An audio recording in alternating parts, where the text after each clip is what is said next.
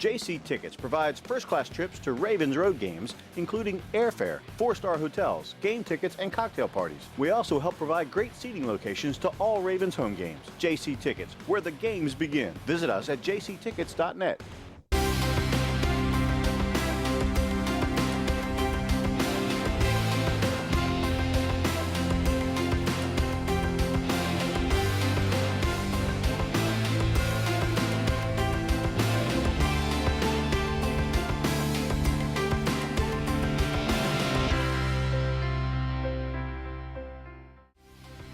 Ravens Wrap is sponsored by Bud Light, jctickets.net, Geico Insurance, Dunaway Furniture, Ocean City Golf Club, RussellStreetReport.com, Comfort Inn Gold Coast, Holiday Inn Express, the original Green Turtle, hosted by the Blue Ox Bar and Grill.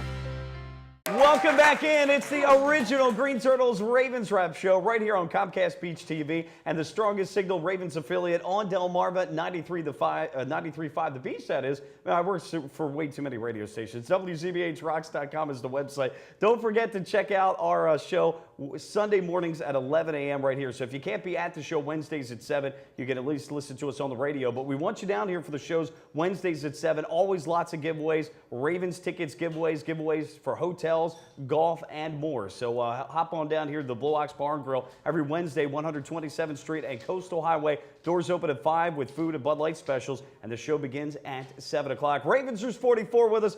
Give yourselves a hand. 44! And I would be remiss if I didn't mention two things quickly. I first, of course, wanted to thank Ravens owner Steve Bisciotti, who joined us on the set 2 weeks ago going into the bye. And always a very informative, always very fun. And I know we had a packed house for that. And that's always probably one of the high points of the year, other than getting around the holidays and playoff time, which we've been able to enjoy the last 5 years. Yeah, it's been a lot of fun having him. He's so candid, and it's funny how he throws that ring around like it was nothing. Yeah, I know. It was really, really good having him down here, as it is, what, 7 years now? Yeah, that thing weighed a ton, by the way. Also, former Ravens... I still have it. Yeah. Former Ravens Roost 44 member, we got to give a big shout out to Krista Landgraf, who's getting married. But folks, she's getting married at M&T Bank Stadium. I kid you not. June 7th of 2014. Let's give her a hand. That's awesome. Looking forward to that. She put a picture on Facebook of Tomas proposing to her on the 50 as, a follow-up in the stadium. But the wedding's June 7th of next year. I'll be there for it. I'm looking forward to it. So that's my kind of wedding, Tony Lombardi. Absolutely. Who's the officiant? Reverend Ray Lewis? Yeah, right. Very well could be. We'll see. He might cost a little bit more than what it costs to rent M&T Bank Stadium out. He may, or at least a pep talk to the groom before the wedding. Yeah, there you go. That's good. Tony Lombardi from Russell Street Report joining us. Also Tom Moore from Russell Street Report, and Steve Saza, former coach and Ravensers 44 member here on the Ravens Wrap Show. Guys, let's pick up a little bit on the first half of the year. And Tony, we talked at length about this on 105.7 The Fan on Sunday when you came in studio with me. The running game's been talked about a lot. Juan Castillo was brought in, and a lot of people are saying, why fix something that wasn't broken? And I agree with that, but I'm also trying to take a step back and try to get myself inside of John Harbaugh's head and think, well, maybe part of it, and I know a lot of people are pointing out nepotism, but look, there are consequences to hiring coaches, and if they're bad fits and they cause losses, then ultimately, if you lose enough games, you're going to lose your job. But the point I'm getting at, though, is I'm thinking maybe he thought, I'm not trying to fix something that's broke, I'm trying to make something even better, and at least that would be the hope. He's come in. Now, the technique in the zone blocking scheme that he teaches, it was different from what Andy Moeller was teaching, and that's come out in the papers over the last couple of weeks, and some players have gone to John Harbaugh about that. But I just wanted to get your thoughts on the change. And during the bye week, I would assume some changes will have to be made based on what the players are saying and the lack of a run game. Yeah, I think that if you look at that Steelers game, I think they already made some changes. Yes, good point. Because you saw a lot of trap blocking, a lot of two guys pulling out and kicking out to the left and to the right. So I think they're already making those adjustments. Juan Castillo came to the Ravens as a guy who is a technician, as you said, Mike, and a guy who really is good with undrafted free agents that come in the league, guys that are drafted lower. And young guys, too. Yeah, right. So he's a good teacher. So maybe that's what John Harbaugh was trying to do. But somewhere along the line, he convinced Ozzie Newsome that this was the way to go. Not that he needed Ozzie's blessings, because usually a head coach, particularly one that wins a Super Bowl, has say in what the coaching staff's going to look like. But he also had to, get the blessings of Steve Bisciotti. Steve Bisciotti's probably paying Castillo $1 million a year for 3 years. So when you pay a guy $1 million a year and he comes in and a running game stinks, there's got to be some, accountability there. Sure. So I think a lot of that's going on right now. The key to me has always been you look at the athletes you have and you teach them, you use their skill sets in a way that helps the team the most. And I think they try to force a system on guys that were resisting it. Tom? Yeah, other than Matt Cavanaugh as your offensive coordinator for however many years, I could never imagine the Ravens paying somebody to not get the job done, at least not under Steve Bisciotti. But Juan Castillo was a very in-demand coach. This was a guy who 3 other teams were interested in. Andy Reid wanted to take him to Kansas City, but he went with John Harbaugh. And you can say it's nepotism, but this is one of the finest offensive line coaches in the league. And if they want to call him run game coordinator or bag holder or whatever, bottom line, he's running the offensive line. And it takes time, and it does take some adjustments. But where I think the problem is, the Ravens had a run game that worked really well. And the Ravens had an offensive line that did its job with the pieces they had. And the question is whether or not they have the personnel. And I think we'll find out over the next few games whether they do or don't. Now, a guy told me a long time ago, and he's in the audience right now, my father, Hall of Fame coach Richard Slaza from the Naval Academy. Yeah. And he told me, it doesn't matter what you do. I was asking, what do you run extra man in lacrosse? He goes, have your best feeder feed the ball to your best shooter. It doesn't matter what you do. And I made a living off that, and we did very well when I was at Mount St. Joe. But I think you're exactly right, Tony, is, you're taking an offensive line concept that involves 2 pulling guards that are both hurt, and you've got a center who is also moving, and he's just picking it up right now. And, they're getting better at it, but it's not where it was at the end of last year.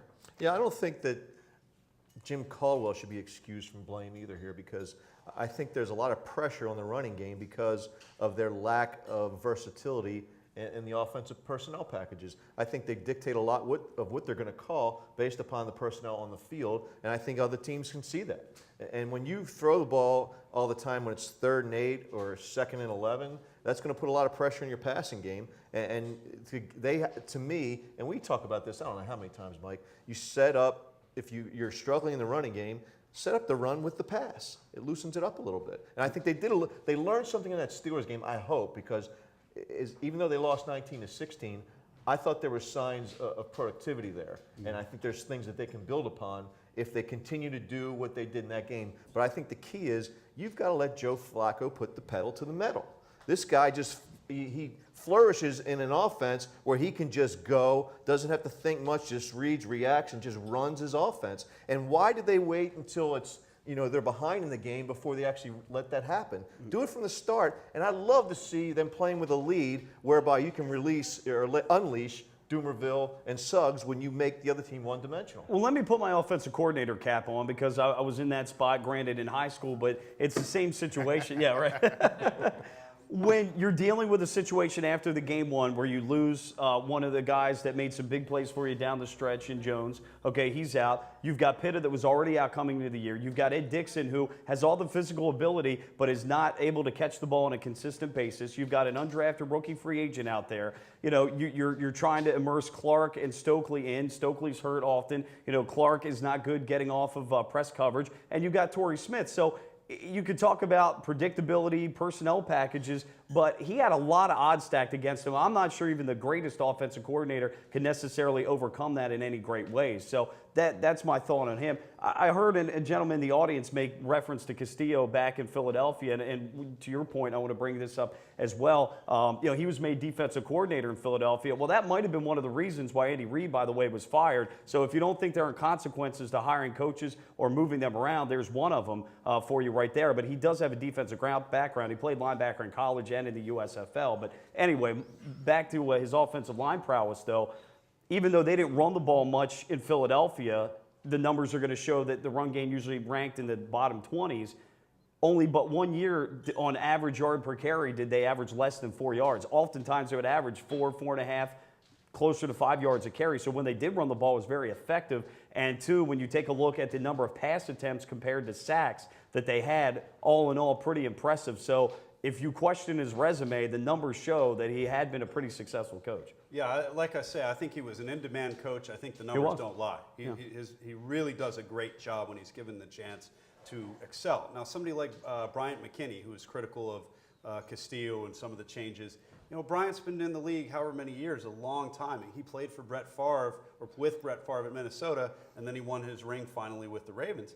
But this is a situation where the younger guys are going to buy in more. The Gronkowski's going to buy in a lot more. Monroe probably will buy in a lot more. And I think they'll see those changes. And as Tony mentioned, you know, in the Steeler game, the Ravens did run the ball a lot better. So it shows that maybe they're getting it. Maybe they're starting to turn things over to Castillo a little bit, trust him a little bit. But the other thing is as you mentioned about Caldwell, you can't run the ball on every first down.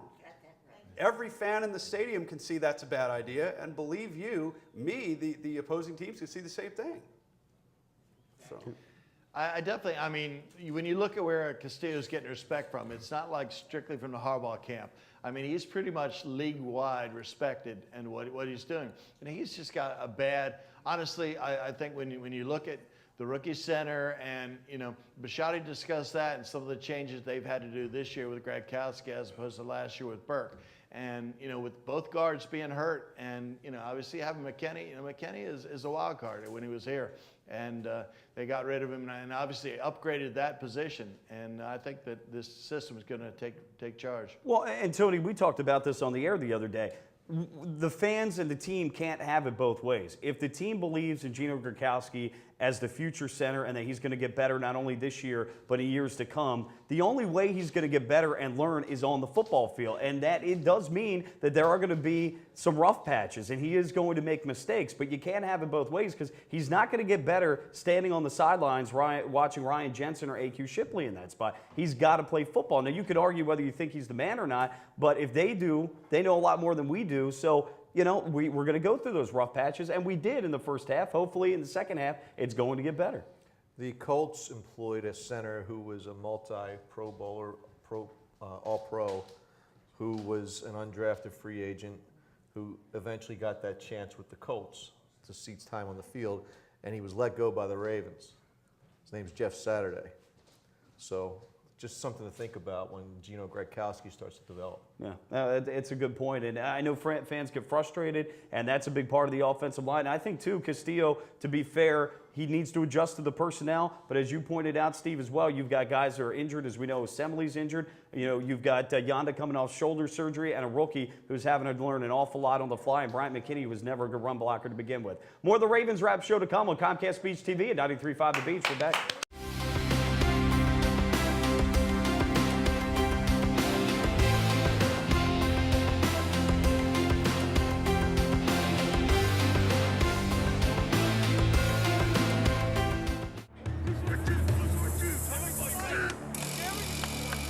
What's this all about? We're giving Rich the NFL experience of a goal line dive. Really?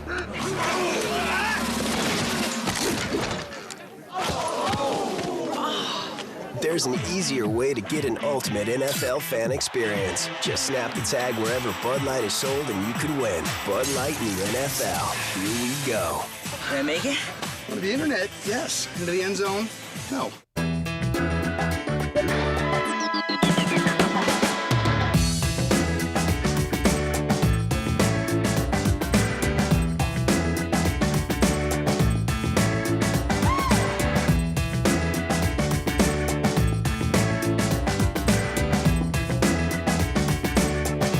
Come see us at the Blue Off.